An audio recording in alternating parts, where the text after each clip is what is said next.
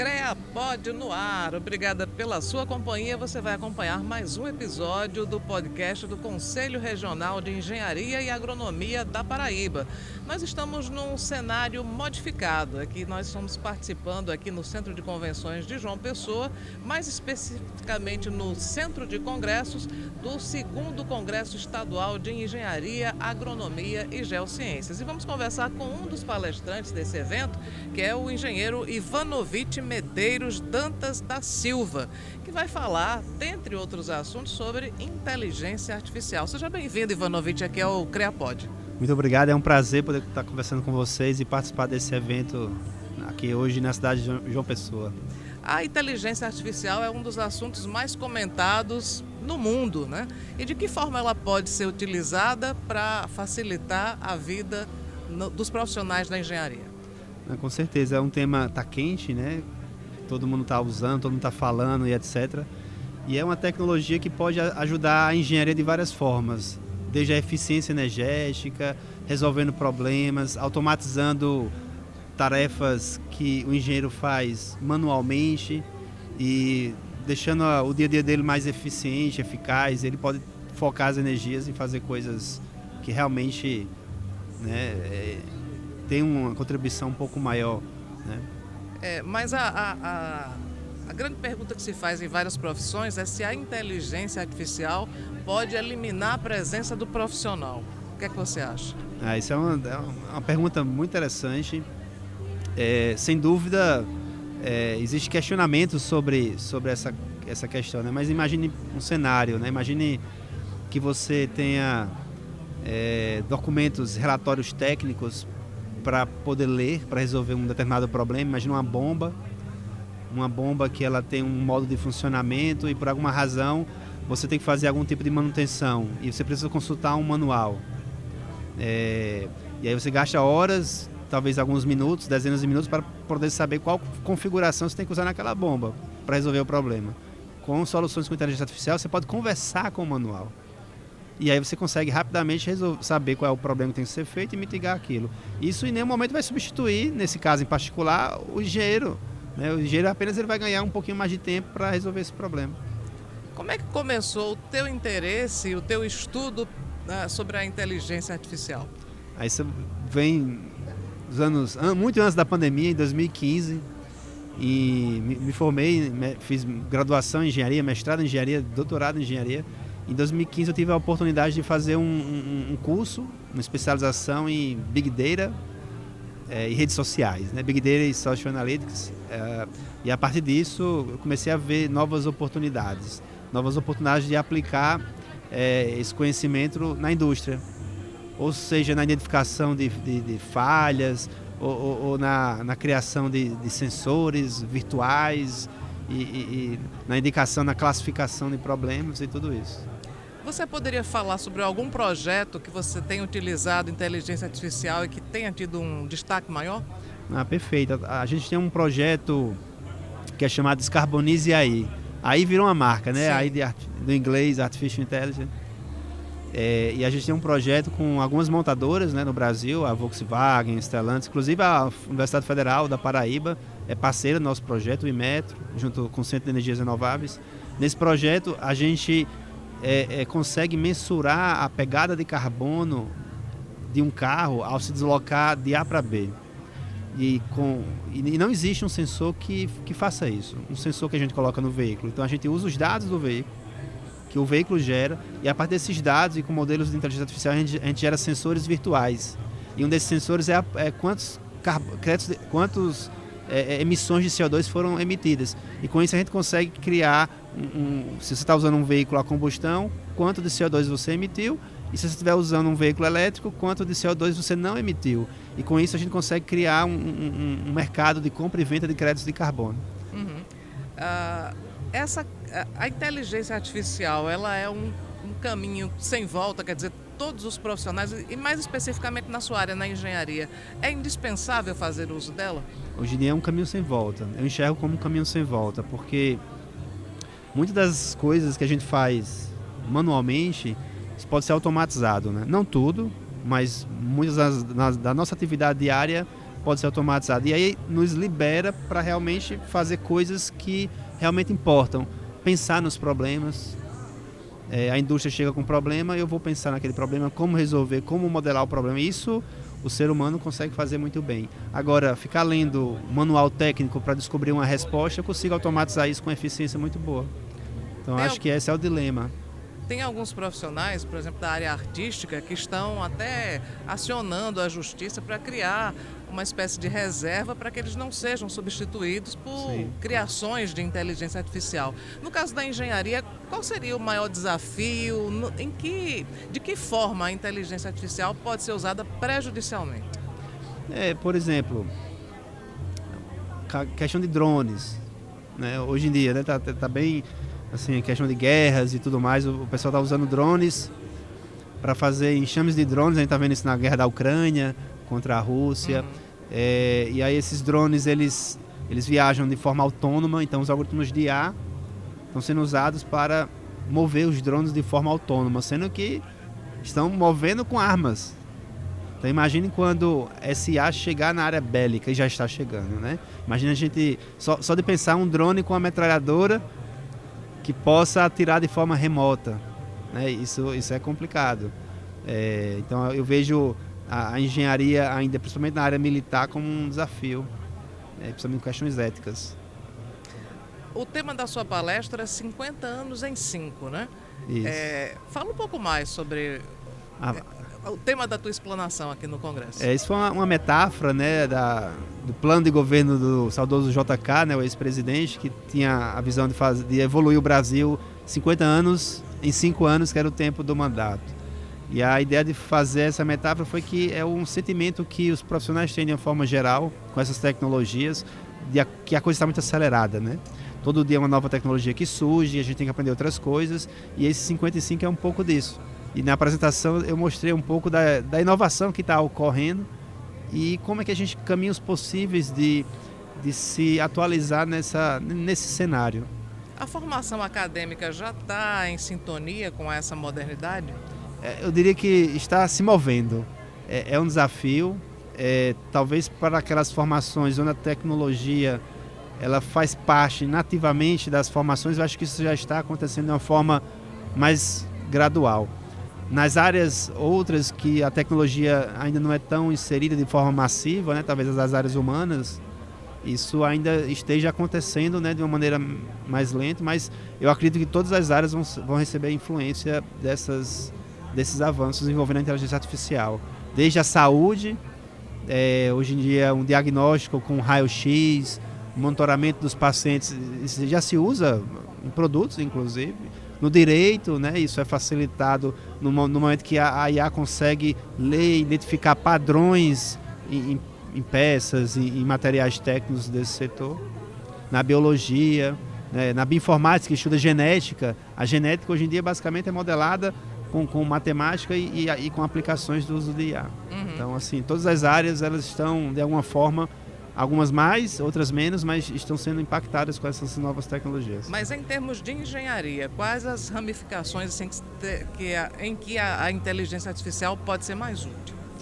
Bem interessante, assim. As engenharias eram um campo muito vasto, mesmo as engenharias, né? Onde a gente tem atuado, é engenharia de computação, engenharia de automação elétrica. Dessas três, né, posso falar com mais propriedade, a gente vê vários campos interessantes. Por exemplo, a engenharia de computação.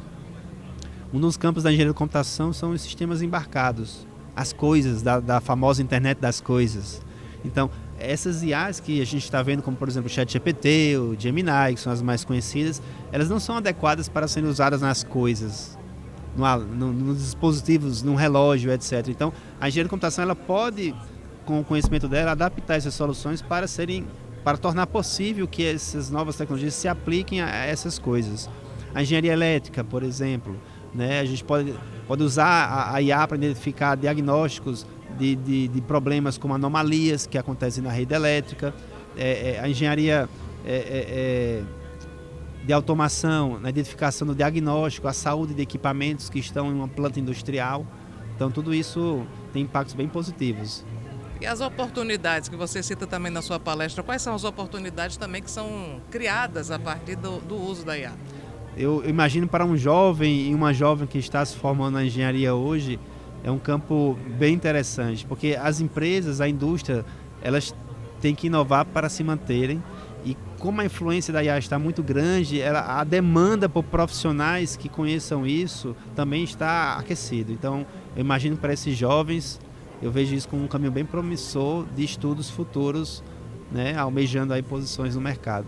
Então é um diferencial também para quem quer ter mais empregabilidade no segmento da engenharia. Com certeza é um grande diferencial. E aí temos oportunidades de formações. A própria Universidade Federal da Paraíba, né, tem programas de pós-graduação em engenharia elétrica, em engenharia da forma geral, que tem professores, né, que podem realmente atuar e fazer essas formações de forma brilhante aqui no estado. Tem questões éticas aí relacionadas à IA. Qual o risco que você vê, por exemplo, no uso indiscriminado da inteligência artificial? Inclusive, isso foi uma pergunta que fizeram na apresentação. É interessante, né? Porque imagina alguém que está estudando, né? Um estudante de engenharia, e ele passa por um processo formativo, que durante esse processo ele é se deparado com várias disciplinas matemáticas que eles têm que aplicar essa teoria em problemas reais e etc. E às vezes durante a formação aquele conjunto de operações que ele faz, aquele passo a passo, é uma abstração mental para a resolução de problemas. E isso foi feito desde sempre. Com a IA ela meio que automatiza essa abstração. E se a gente também não tiver um cuidado, né, um conjunto de boas práticas, a gente pode estar terceirizando o nosso aprendizado para a máquina, e isso pode ser um problema.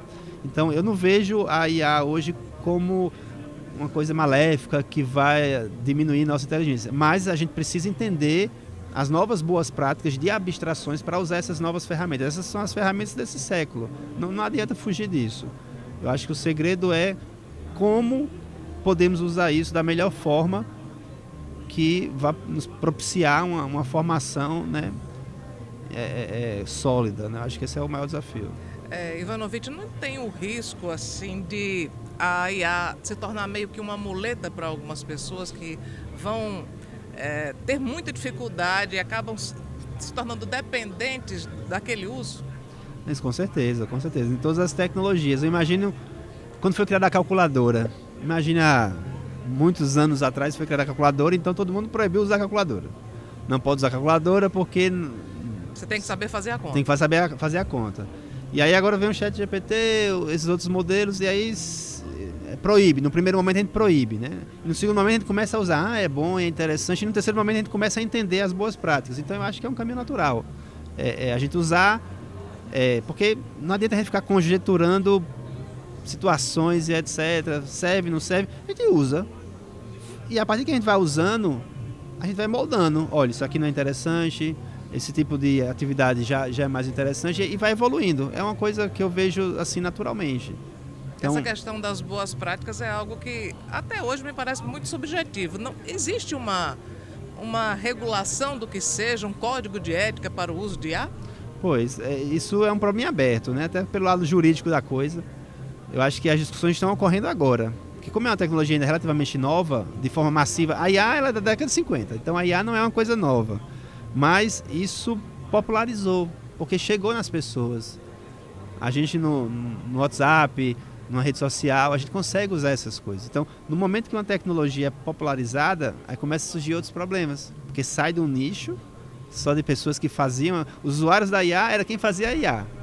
Hoje, quem usa a IA não é em grande quantidade, não é quem faz a IA. É a população. É a população. E aí a gente tem uma tecnologia massificada que os problemas vão existir. E aí como resolver isso, eu acho que é algo que está em aberto, está acontecendo, está evoluindo. E como é que você imagina o papel do engenheiro que usa a inteligência artificial daqui a 10 anos, por exemplo? Essa é uma pergunta interessantíssima, né? Eu vejo que, primeiro, é um caminho sem volta, não consigo enxergar que essas novas ferramentas elas não vão estar presentes no dia a dia do engenheiro. Porque, até mostrei na apresentação, hoje com um clique, literalmente com um clique, você sobe um manual técnico e você consegue fazer uma pergunta àquele manual técnico, na distância de um clique. Você consegue pegar um edital, você consegue pegar um link no YouTube e consegue fazer um resumo do que foi dito. Você consegue transcrever o áudio. Eu dei esse exemplo. Eu gravo minhas aulas com um microfone lapela, super simples, barato. Automaticamente é feita a transcrição para texto que eu falei, gera um chat, os alunos podem conversar com isso, né? Então, se essas tecnologias já estão disponíveis hoje, imagine daqui a 10 anos. Daqui a 10 anos, possivelmente, a gente vai estar discutindo, vamos projetar um novo motor. Muito provavelmente, só em uma conversa, a gente vai ter um modelo virtual desse motor que vai rodar num sistema digital twin, a gente vai verificar se ele funciona como esperado e se funcionar, a gente vai colocar em produção. Eu imagino que coisas assim vão estar disponíveis até mesmo antes dos 10 anos. Nós falamos sobre o ChatGPT, que é uma inteligência artificial que praticamente todo mundo usa.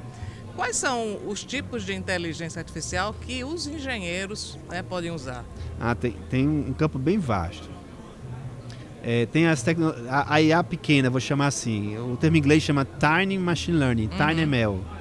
É a IA que ela roda nos dispositivos de baixo poder computacional. É uma forma, né? Porque o que acontece? Hoje, para usar o ChatGPT, eu tenho que ter internet. Então, se eu tiver em uma área a ermo, eu faço manutenção em aerogeradores, estou numa fazenda de aerogeradores que não tem internet. E eu preciso fazer uma consulta técnica. Então, eu preciso que a IA que faça isso, ela esteja em um dispositivo que não precisa de internet. É um tipo de IA. Eu posso ter uma IA que ela pode ser o próprio ChatGPT, que ela está dentro da fábrica. E ali na fábrica tem internet, tem um conjunto de computadores, né, que faz todo o processamento ali dos dados dos equipamentos, é um outro tipo. Então, a gente vai ter vários campos. Vai ter o campo da IA que está lá na coisa, lá na ponta, e outro que vai estar na outra ponta da aplicação final. Então, eu imagino todo esse leque de oportunidades, o engenheiro poderá trabalhar em cima disso. Ivanovic, para a gente terminar, qual é a sua opinião sobre as discussões, enfim, todo esse contexto em que está sendo realizado o 2º Congresso Estadual do CREA? Isso é um congresso maravilhoso. O CREA está de parabéns por fazer essa provocação. Na verdade, o congresso é uma oportunidade de provocação, né, da área, dos profissionais evoluírem com essas novas tecnologias, dos profissionais se conectarem. Apesar de toda a evolução tecnológica, a conexão entre os humanos talvez é uma das coisas mais importantes. Então, no meu dia a dia, eu costumo dizer que as evoluções que a gente teve foi em rodas de café. Porque no momento que a gente está conversando com as pessoas, é que a gente vê uma outra forma de pensar, uma outra visão do mesmo problema. Então, essa conexão, apesar do ChatGPT e a IA estar evoluindo, eu acho que a conexão humana é algo importantíssimo. E esse evento, ele propiciou um pouco disso, dos profissionais poderem, no olho a olho, conversarem e trocarem ideias. Eu acho que isso é fantástico. Espero que o evento ele consiga, né, se perpetuar durante os anos e até expandir. Ok. Ivanovic, muito obrigada pela sua participação aqui no CREAPod. Eu que agradeço. Muito obrigado. Bom, o episódio de hoje vai ficando por aqui. Obrigada pela sua companhia, pela sua audiência. Aproveita para se inscrever no canal, ativar as notificações e ficar por dentro sempre que tiver episódio novo. Até a próxima!